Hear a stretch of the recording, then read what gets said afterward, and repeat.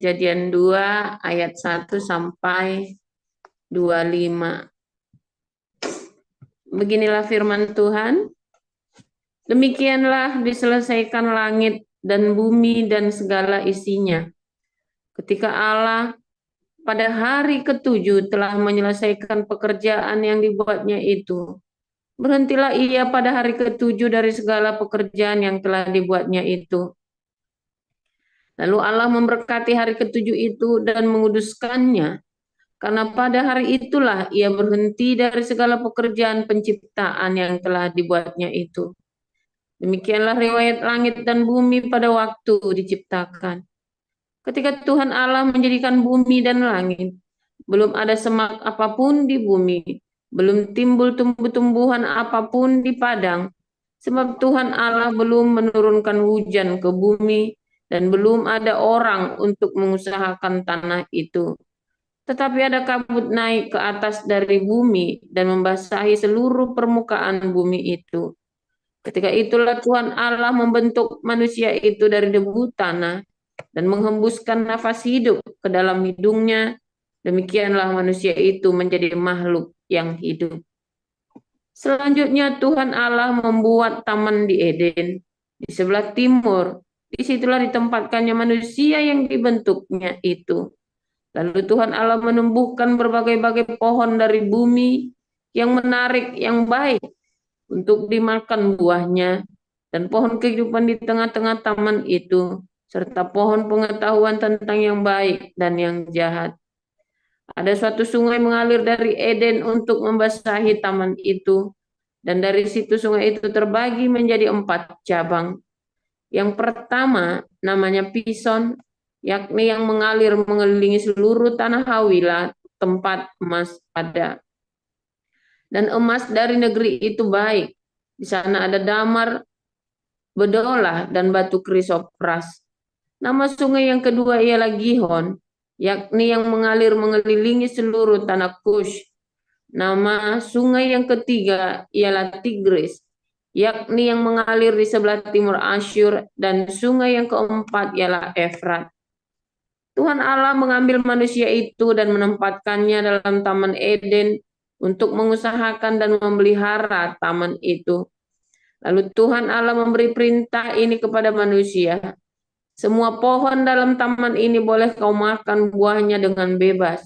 Tetapi pohon pengetahuan tentang yang baik dan yang jahat itu, janganlah kau makan buahnya, sebab pada hari engkau memakannya, pastilah engkau mati. Tuhan Allah berfirman, tidak baik kalau manusia itu seorang diri saja.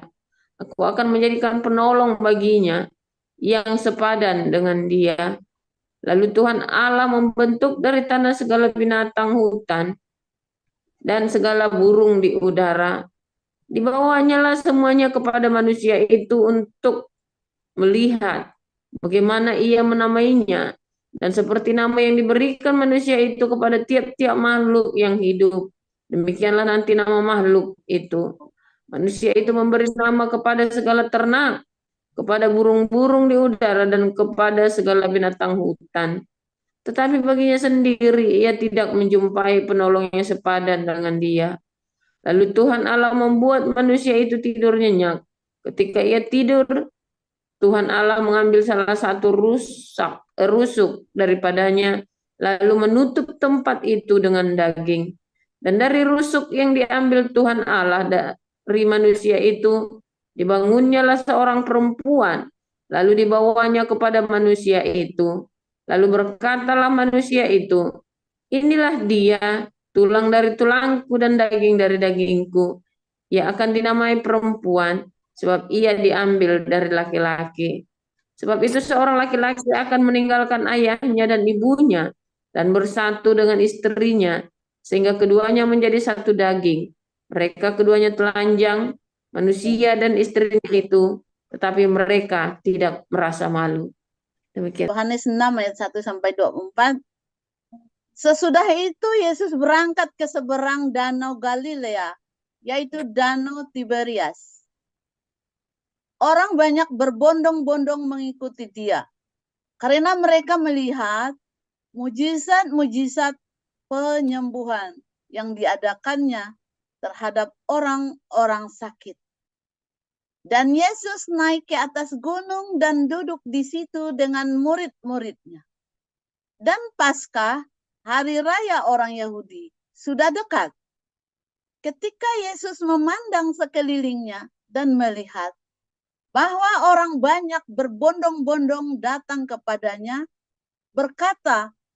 berkatalah ia kepada Filipus, "Di manakah kita akan membeli roti supaya mereka ini dapat makan?"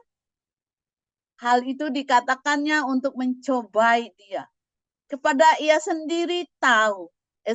sendiri tahu apa yang hendak dilakukannya. Jawab Filipus kepadanya, "Roti seharga 200 dinar tidak akan cukup untuk mereka ini. Sekalipun masing-masing mendapat sepotong kecil saja." Seorang dari murid-muridnya, yaitu Andreas, saudara Simon Petrus, berkata kepadanya, "Di sini ada seorang anak yang mempunyai 5 roti jelai dan 2 ikan. Tetapi apakah artinya itu untuk orang sebanyak ini?" Kata Yesus, "Suruhlah orang-orang itu duduk. Adapun di tempat itu banyak rumput." Maka duduklah orang-orang itu, kira-kira 5.000 laki-laki banyaknya. Lalu Yesus mengambil roti itu, mengucap syukur dan membagi-bagikannya kepada mereka yang duduk di situ. Demikian juga dibuatnya dengan ikan-ikan itu, sebanyak yang mereka kehendaki. Dan setelah mereka kenyang, ia berkata kepada murid-muridnya, "Kumpulkanlah potongan-potongan yang lebih, supaya tidak ada yang terbuang." Maka mereka pun mengumpulkannya dan mengisi 12 bakul penuh dengan potongan-potongan dari kelima roti jelai yang lebih setelah orang makan. Ketika orang-orang itu melihat mujizat yang telah diadakannya, mereka berkata, "Dia ini adalah benar-benar nabi yang akan datang ke dalam dunia." Karena Yesus tahu bahwa mereka hendak datang dan hendak membawa dia dengan paksa untuk menjadikan dia raja, ia menyingkir pula ke gunung seorang diri. Dan ketika hari sudah mulai malam, murid-murid Yesus pergi ke danau, lalu naik ke perahu dan menyeberang ke Kapernaum. Ketika hari sudah gelap, Yesus belum juga datang mendapatkan mereka. Sedang laut bergelora karena angin kencang. Sesudah mereka mendayung kira-kira 2-3 mil jauhnya, mereka melihat Yesus berjalan di atas air mendekati perahu itu. Maka ketakutanlah mereka.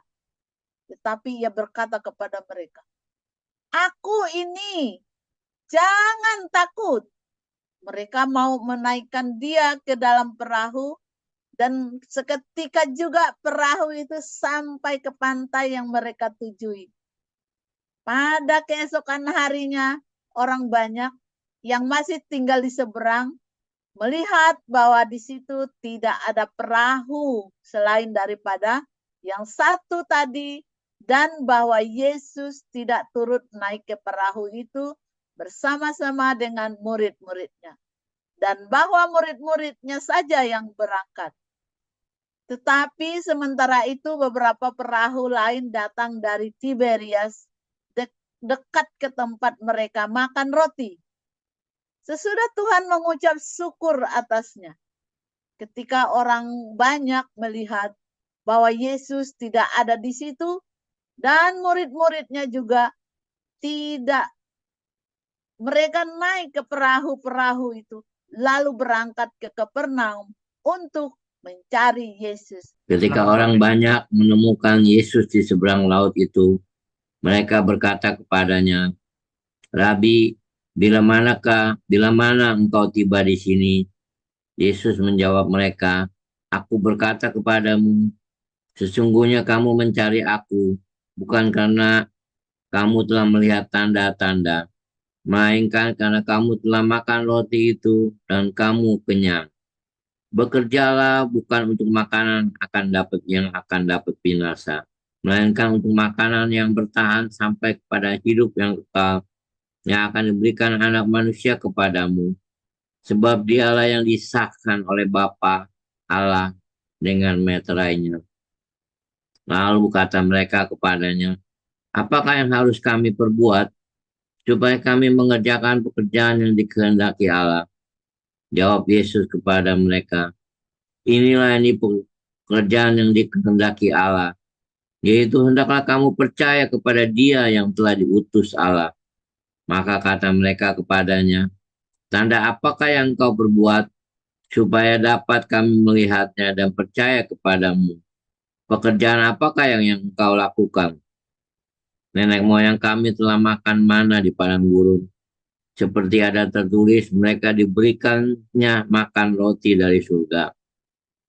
Maka kata Yesus kepada mereka, aku berkata kepadamu, sesungguhnya bukan Musa yang memberikan kamu roti dari surga, melainkan Bapakku yang memberikan kamu roti yang benar dari surga. Karena roti yang dari Allah ialah roti yang turun dari surga dan yang memberi hidup kepada dunia. Maka kata mereka kepadanya, Tuhan, berikanlah kami roti itu senantiasa. Kata Yesus kepada mereka, akulah roti hidup. Barang siapa datang kepadaku, ia tidak akan lapar lagi. Dan barang siapa percaya kepadaku, ia tidak akan haus lagi. Tetapi aku berkata kepadamu, sungguh pun kamu telah melihat aku, kamu tidak percaya. Semua yang diberikan Bapa kepadaku akan datang kepadaku. Dan barang siapa datang kepadaku, ia tidak akan kubuang. Sebab aku telah turun dari surga, bukan untuk melakukan kehendakku, tetapi untuk melakukan kehendak Dia yang telah mengutus aku. Dan inilah kehendak Dia yang telah mengutus aku, yaitu supaya dari semua yang telah diberikannya kepadaku, jangan ada yang hilang, tetapi supaya kubangkitkan pada akhir zaman. Sebab inilah kehendak Bapakku, supaya setiap orang yang melihat anak, supaya setiap orang yang melihat anak dan yang percaya kepadanya beroleh hidup yang kekal, dan supaya aku membangkitkannya pada akhir zaman. Maka bersungut-sungutlah orang Yahudi tentang dia, karena ia telah mengatakan, akulah roti yang turun dari sorga. Kata mereka, bukankah ia ini Yesus, anak Yusuf, yang ibu bapanya kita kenal? Bagaimana ia dapat berkata, aku telah turun dari sorga? Jawab Yesus kepada mereka, jangan kamu bersungut-sungut. Tidak ada seorang pun yang dapat datang kepadaku, jikalau ia tidak ditarik oleh Bapa yang mengutus aku, dan ia akan kubangkitkan pada akhir zaman. Ada tertulis dalam kitab nabi-nabi, dan mereka semua akan diajar oleh Allah. Dan setiap orang yang telah mendengar dan menerima pengajaran dari Bapa datang kepadaku. Hal itu tidak berarti bahwa ada orang yang telah melihat Bapa, hanya Dia yang datang dari Allah, Dialah yang telah melihat Bapa. Aku berkata kepadamu, sesungguhnya barang siapa percaya, ia mempunyai hidup yang kekal. Akulah roti hidup. Nenek moyangmu telah makan mana di padang gurun, dan mereka telah mati. Inilah roti yang turun dari sorga. Barang siapa makan daripadanya, ia tidak akan mati. Yohanes 6 ayat 51 sampai 71. Akulah roti hidup yang telah turun dari sorga. Jikalau seorang makan dari roti ini, ia akan hidup selama-lamanya, dan roti yang kuberikan itu ialah dagingku, yang akan kuberikan untuk hidup dunia. Orang-orang Yahudi bertengkar antara sesama mereka dan berkata, bagaimana ia ini dapat memberikan dagingnya kepada kita untuk dimakan? Maka kata Yesus kepada mereka, aku berkata kepadamu, sesungguhnya jikalau kamu tidak makan daging anak manusia dan minum darahnya, kamu tidak mempunyai hidup di dalam dirimu. Barang siapa makan dagingku dan minum darahku, ia mempunyai hidup yang kekal, dan aku akan membangkitkan dia pada akhir zaman. Sebab dagingku adalah benar-benar makanan, dan darahku adalah benar-benar minuman. Barang siapa makan dagingku dan minum darahku, ia tinggal di dalam aku, dan aku di dalam dia. Sama seperti Bapa yang hidup mengutus aku, dan aku hidup oleh Bapa. Demikian juga, barang siapa yang memakan aku, akan hidup oleh aku. Inilah roti yang telah turun dari sorga, bukan roti seperti yang dimakan nenek moyangmu, dan mereka telah mati. Barang siapa makan roti ini, ia akan hidup selama-lamanya. Semuanya ini dikatakan Yesus di Kapernaum ketika ia mengajar di rumah ibadat. Sesudah mendengar semuanya itu, banyak dari murid-murid Yesus yang berkata, "Perkataan ini keras, siapakah yang sanggup mendengarkannya?" Yesus yang di dalam hatinya tahu bahwa murid-muridnya bersungut-sungut tentang hal itu, berkata kepada mereka, "Adakah perkataan itu menggoncangkan imanmu? Dan bagaimanakah jikalau kamu melihat Anak Manusia naik ke tempat di mana ia sebelumnya berada? Rohlah yang memberi hidup, daging sama sekali tidak berguna. Perkataan-perkataan yang kukatakan kepadamu adalah roh dan hidup. Tetapi di antaramu ada yang tidak percaya."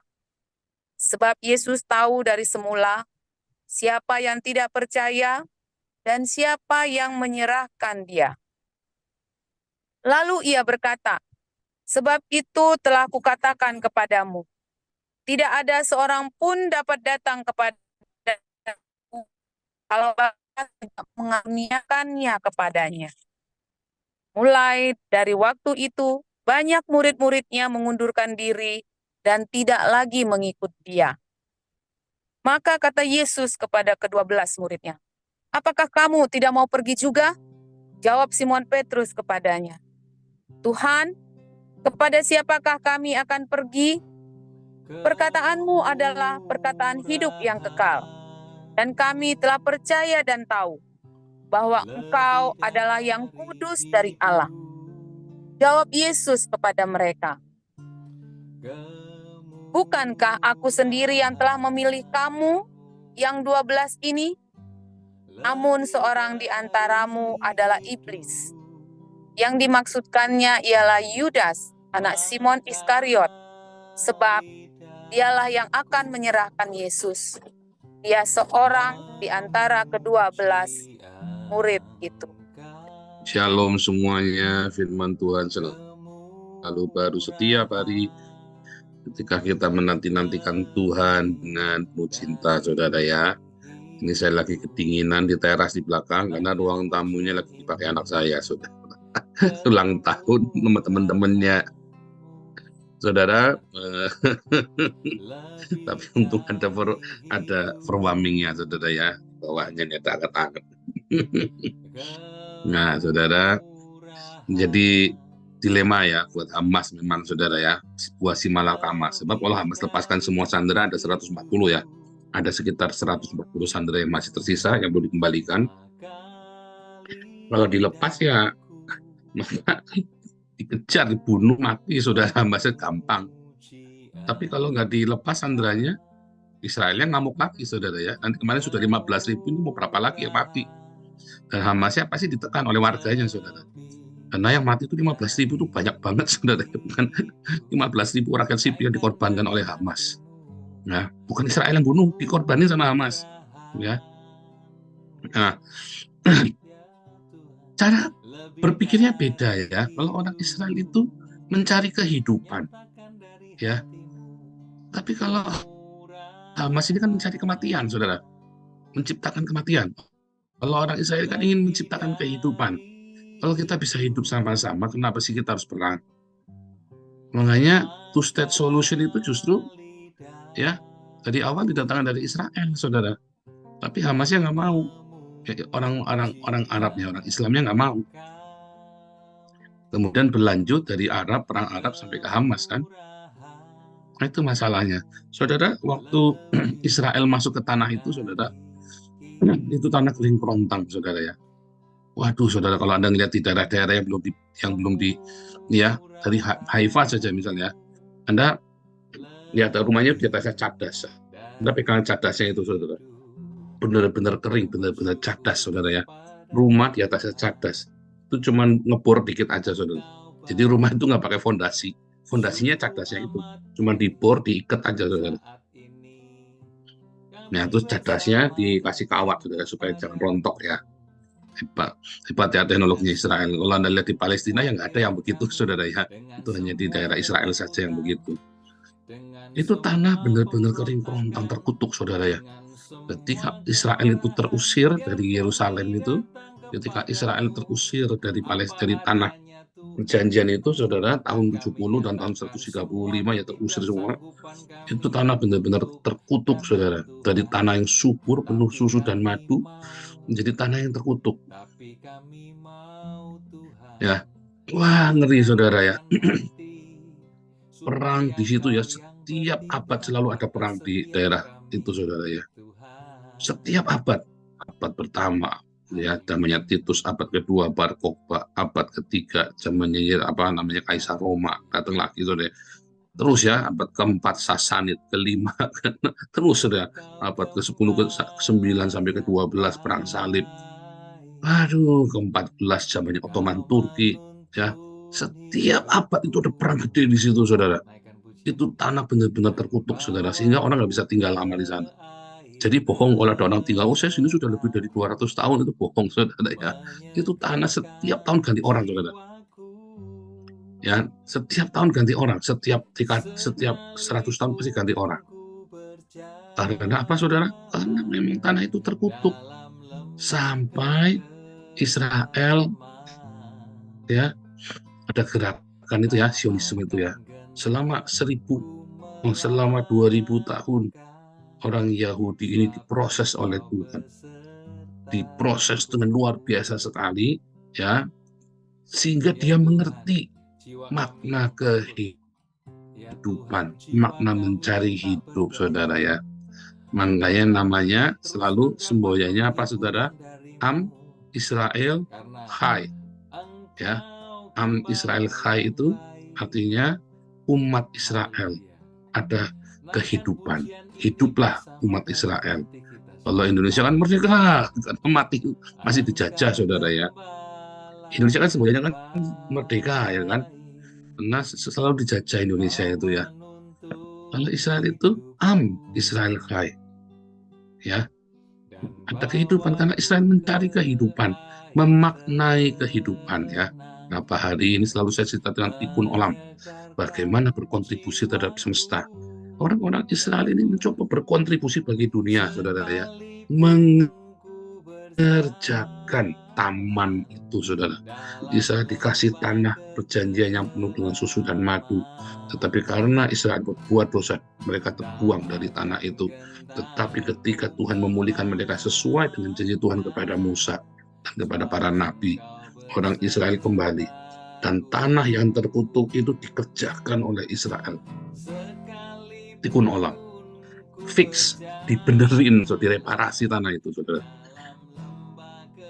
Itu tanah nggak bisa ditanamin, saudara. Serius, itu tanaman nggak bisa ditanamin. Saya pegang tanahnya, aduh, ngeri itu tanah itu, saudara ya. Nggak ada vitaminnya sama sekali. Makanya caranya gimana, saudara? Orang Israel itu kalau mau nanam, saudara ya, itu berapa hektar itu digali, saudara ya. Digali, terus bawahnya dikasih pasir, sampai kasih plastik, saudara. Berapa meter gitu ya, 2 meter gitu, pokoknya kasih plastik semua, ya, di beton semua gitu ya, terus diisi lagi tanah, saudara, yang subur. Berapa gila, saudara ya. Itu tekad yang luar biasa, saudara ya. Terus ditanamin, saudara. Mereka punya proyek menanam pohon ya, 1 miliar pohon di tanah Israel, saudara ya. Mereka tanam pohon. Saya salah satu nyumbang ke sana ya, saudara ya, nanam pohon di Israel. Di Israel itu mengerjakan tanahnya dengan sungguh-sungguh, saudara ya.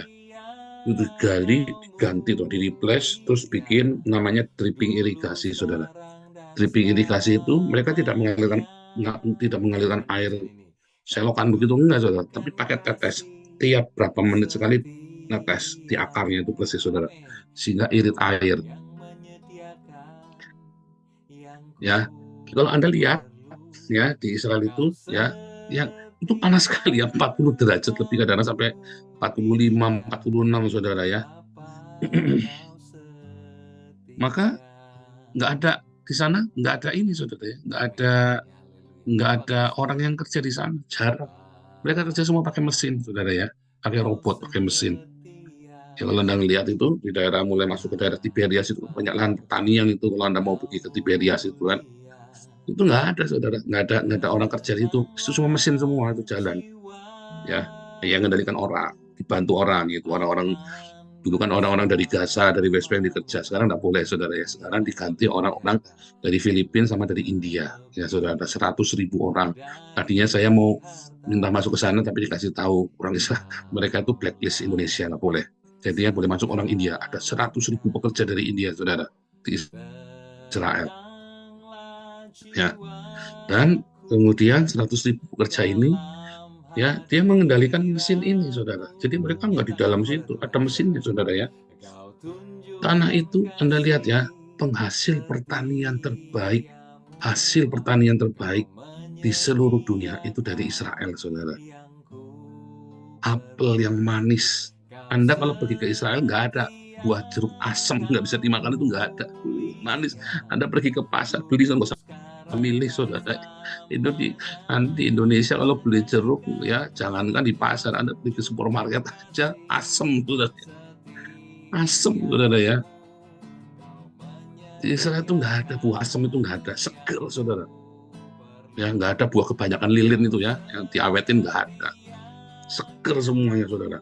Apel, jeruk, apalagi saudara, semua buah-buahan itu ya, pisang, ada pisang, waduh enak sekali pisangnya, manis sekali, lembut sekali saudara ya. Anggurnya, aduh enak sekali sungguh saudara ya, besar-besar saudara ya, gede-gede banget anggurnya itu, manis-manis, enak sekali saudara, nggak ada asemnya saudara, enak sekali saudara. Semua yang terbaik ada di sana. Dia benar-benar mengerjakan ya, tikun olam itu tadi, fixing the world, contribute to the universe saudara. Benar-benar saudara ya, apa yang dilakukan oleh Adam dan Hawa, peliharalah, kerjakan taman itu. Ini tanahnya sudah terkutuk saudara, gimana? Tanahnya sudah terkutuk, gimana caranya? Dia minta blessing saudara dari surga. Makanya caranya Israel itu gimana saudara minta blessing itu? Dengan mengampuni musuh-musuhnya. Ya, mungkin kali itu banyak orang jauh, Israel kok tidak mengampuni musuhnya. Kalau Israel tidak mengampuni musuhnya, Indonesia sudah lama babak belur, hancur lebur saudara. Iran itu udah lama babak belur, itu Houthi Takilan udah lama babak belur saudara ya. Itu Yaman Lebanon udah lama babak belur. Nggak akan ada orang hidup di Gaza sama di West Bank kalau Israel tidak mengasihi musuh-musuhnya saudara ya. Tapi coba kemarin si Ruben Kumran dia bilang apa? Kami itu sebetulnya ingin membuat Gaza itu seperti Singapura. Sebab kalau Gaza itu maju, maka mereka nggak punya kepikiran membunuh orang Israel lagi. Orang yang maju negaranya saudara ya, mereka nggak akan berpikir bagaimana saya mau musuhin orang saudara. Udah nyaman, benar nggak? Kecuali orang ini penuh dengan kebencian. Tapi rata-rata orang waras, kalau sudah maju, dia berpikirnya apa saudara? Ya bagaimana saya bisa mempertahankan supaya enak, nyaman begini kok. Makanya mau dibikin maju. Itu cara yang paling gampang daripada perang. Kalau perang, ya perang balas-balasan terus, mau berapa lama. Tapi kalau dibikin maju itu negaranya, kayak Singapura. Beberapa kali Singapura itu dibully sama Malaysia, sama Indonesia. Ada nggak Singapura balas? Nggak ada saudara, kan negara ini maju sekali. Dibully sama Malaysia, ya dulu ya masalah air ya. Singapura mikirnya apa? Ya udah kita bikin air sendiri. Ajaib, bikin air sendiri. Nggak boleh nggak dikasih, pernah jatahnya dicabut sama Malaysia, nggak dikasih. Bikin air sendiri Singapura saudara. Indonesia berapa kali membuli ya, kirim mata-mata apa segala macam ke Singapura. Apa yang dilakukan oleh Singapura? Kalau menang, kalau perang itu menang Singapura saudara. Tapi itu negaranya terlalu maju, terlalu hebat, saudara. Pikirannya Singapura, Pak, cuma nengok. Aduh, negara kere, macam-macam sama saya. Udah, sorry kita terlalu sibuk lah. Ya, money. Dia bilang, ya, time is money, ya. Dia bilang begitu ya, saudara ya. Aduh, sibuk, mereka sudah terlalu sibuk untuk balas dendam. Kayak Singapura itu benar-benar dibikin sibuk sehingga nggak pernah ngurusin agama teroris. Nggak ada, saudara. Singapura ada teroris. Terlalu sibuk, saudara ya, terlalu sibuk ya. Makanya nggak mau dan Singapura ngurusin agama, saudara. Itu tikun olam ya, saudara. Dapatnya dari mana orang Singapura? Dari Israel. Singapura itu belajarnya dari Israel. Semua persis Israel, saudara. Ya, semua persis Israel. Pertahanannya, sistem keamanannya, semuanya. Caib ya, saudara ya. Itulah tikun olam, saudara. Tapi Tuhan Yesus bilang apa? Bekerjalah untuk makanan yang kekal, saudara ya. Bekerjalah untuk makanan yang tidak binasa. Ya, kalau Hamas bukan cuma bekerja untuk makanan yang binasa, tapi Hamas itu memang maunya bawa mati, sudah cari mati. Nah, tapi Tuhan Yesus ajarkan bekerja untuk makanan yang tidak binasa, yaitu apa, saudara? Diakonia, ya, menyatakan cinta bagi alam semesta ini, berkontribusi bagi dunia ini, bukannya mateni orang, bunuhin orang, ya, bukannya menyalurkan kebencianmu, saudara. Tapi bagaimana kamu menyatakan cintamu kepada orang-orang yang membencimu, menyatakan cintamu kepada orang-orang yang memusuhi kamu, saudara. Itu bekerja, saudara ya. Itu suatu pekerjaan ya, menyatakan cinta. Kamu penuh dengan cinta, sehingga kamu hidupnya diberkati. Orang yang penuh cinta itu hidupnya diberkati, percaya saya. Jadi kalau Anda lagi dibenci orang, jangan takut. Kalau Anda lagi-lagi bangkrut, Anda lagi jatuh di bawah, yang penting cek, adakah cinta di hatimu? Anda pasti bangun cepat. Begitu hatimu dikuasai kebencian, ya udah repot. Kamu diperbudak oleh kebencian. Tapi kalau hatimu selalu melimpah dengan cinta, jangan takut, saudara. Kenapa, saudara? Karena cinta itu selalu berkarya, saudara. Akan membimbingmu. Cinta itu kan menuntun langkah kakimu, saudara. Ya. Nah, kalau terus kamu berhasil, ketika kamu sudah berhasil, jangan terus kamu berbalik pikiran, oh aku sekarang sudah sukses, tak balas ini orang-orang ini. Oh jangan, saudara. Kalau kamu sudah sukses, jangan balas orang. Bikinlah baik sama orang yang memusuhi kamu. Ayo, siapa di sini yang sudah sukses terus pengen balas? Hati-hati kamu ya. Kamu buang waktu dan membuang berkatmu. Jangan kamu dulu disakiti orang, sekarang kamu sukses. Lalu kesuksesanmu, kamu bertekad membalas orang yang dulu mencelakakan kamu. Hati-hati kamu. Jangan sampai nanti berbalik, kebencian itu akan menghabiskanmu, saudara. Ingat tikun olam ya, fixing the world. Kamu dulu benci sama saya, sekarang saya sukses. Sekarang saya akan memperbaiki. Apa yang dulu kamu benci pada saya akan balikan kepada kamu menjadi berkat. Bekerja, saudara, Anda bekerja buat dia, keenakan dia. Keenakan tuh, enak saja. Oh enggak, kamu yang enak, saudara. Salah kamu kalau bilang keenakan dia. Kamu yang enak. Kamu ketika dibenci dia, kamu tidak membalas. Kamu terus bekerja dengan cinta, kamu berhasil. Ketika kamu berhasil, terus kamu mau tengok, kamu mau balas dia, salah, saudara. Kamu turun namanya. Nyangsep, saudara kamu. Ya, kamu surga akan marah kepada saudara. Kamu yang salah malah. Tapi kamu tengok, dan kamu bilang, aku akan memberkati kamu. Ini saatnya, ya, saya membuktikan, saya membalas cintanya surga dengan memberkati musuh saya, memperbaiki alam semesta yang dirusak oleh musuh-musuh saya. Itu prinsipnya tikun olam, saudara ya. Kamu memperbaiki apa yang dirusak oleh musuh-musuhmu. Ya, kebencian itulah menurutnya kan. Musuh-musuhmu itu memberikan kebencian, merusak alam semesta, saudara. Merusakmu, merusak seluruh yang dia bisa rusak. Kembalikan dengan cinta, fixing the world, difixkan, di repair. Ya, contribute to universe. Bikin dia benar, bikin dia baik, saudara. Ya, itulah yang namanya mengerjakan tanah yang Tuhan berikan kepadamu. Kamu nanti diberkati dengan luar biasa, kamu akan bahagia, hidup turun-temurun surga. Ya, amin bilang, saudara ya. Kamu akan dibahagia turun-temurun, saudara, sampai berapa generasi. Makanya kamu lihat orang kaya makin kaya ya. Karena dia selalu mengampuni musuhnya, dan ini hukum bukan hanya bagi orang Kristen. Ini adalah hukum universal, saudara. Ya, fixing the world, tikun olam. Ya, perbaiki, saudara. Orang-orang yang musuhi kamu sudah sukses, kamu sekarang punya kekuatan, kamu punya power, kamu punya kuasa buat memperbaiki masa lalu yang jahat. Musuh-musuhmu itu kan, perbaiki dia, saudara. Dikentong, dipaluni, diperbaiki. Apa? Nggak bisa sekolah, bayar ini. Kenapa? Kurang makan, kasih makan. Kenapa? Mau cerai sama isinya. Kamu carikan konselor yang bagus. Kenapa? Anaknya kena narkoba.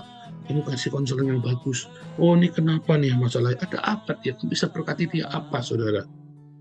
Temani dia ketika dia lagi susah, lagi sedih. Fixing, lagi bangkrut. Kalau perlu kamu katrol. Jangan dengan kebencian, dengan cinta. Jangan berpikir, saya itu kamu. Jangan. Itu namanya tikun olam. Itulah Adam di Eden. Lalu setelah dia dewasa, dia bilang, kamu pergi keluar dari Eden. Kelola seluruh bumi. Pertama dikasih Eden dulu. Pertama kamu dikasih tanah yang diberkati itu, tanahmu itu. Ya, kamu diberkati, kamu kerjakan. Setelah itu kamu disuruh keluar dari zona nyamanmu, pergi ke tanah yang terkutuk. Itu apa? Musuh-musuhmu itu, saudara. Fixing the world, katanya Tuhan kepada Adam dan Hawa. Tuh, kamu lihat dunia itu terkutuk, kamu pergi keluar, kamu kan sekarang sudah tahu yang baik dan yang salah. Baik itu. Ya, besok ya, Kejadian 3. Tuhan Yesus memberkati.